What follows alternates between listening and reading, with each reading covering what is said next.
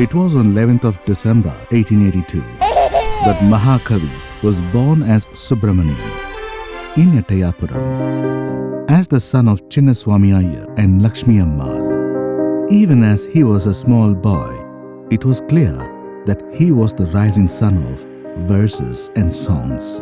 The scholars of Ettayapuram conferred the title Bharathi on him for his poetic prowess and erudition.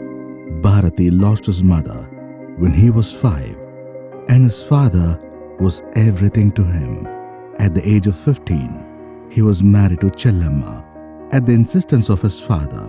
Chinnaswamy was a small but ambitious industrialist, but due to the guile of the British, he lost heavily and died bankrupt. While the loss of his father affected Bharathi greatly, he was besieged by poverty all of a sudden, and his life surrounded by darkness. At this juncture, Kuppamal, his aunt, who wanted him to pursue his education, took him to Kasi.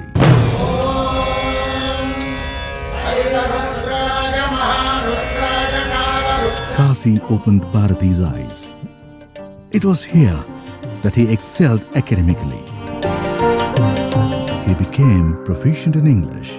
He had a fondness for the poems of Keats, Shelley, Byron, and the like, which he read at the Theosophical Society Library. Sitting on the banks of the Ganga, he used to recite English poetry to his friends. That he studied Sanskrit literature, which helped him to fine-tune his knowledge of Vedas later at Puducherry in the company of Sri Aurobindo.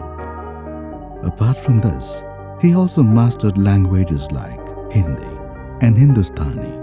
His association with political thinkers like Annie Besant and Pandit Madan Mohan Malaviya helped him develop political knowledge. He realized the pathetic circumstances of the country and people only in Kasi. It was Kasi that taught Bharathi how the country was enslaved, how only a few thinkers were working to awaken the people, how superstitions paralyzed the Hindu society, the problems caused by religious differences, and how women had been oppressed due to lack of education. We have realized that the country in which we live is our own. The Lord is one. All are His children. This world is a pond of bliss. Let us write a new destiny. Hail womanhood. Let us invent an instrument to enable us to hear the verses of a poet of Kasi in Kanchi. This flowing sweet and sacred Ganga is verily our own. He composed many poems containing such sparkling lines, and Kasi was the inspiration and the catalyst.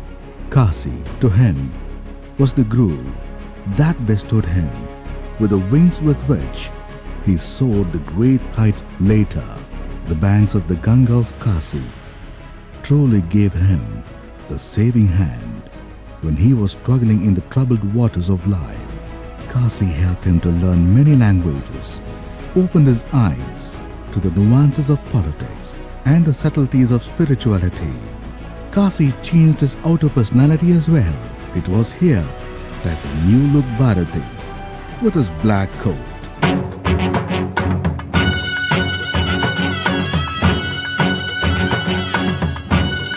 twirled moustache, and a flowing turban was born. This bird-like bard that was singing on the banks of the Ganga was enabled by Kasi to return to Ettayapuram fresh and new, and later to Puducherry and Chennai on his way to global fame.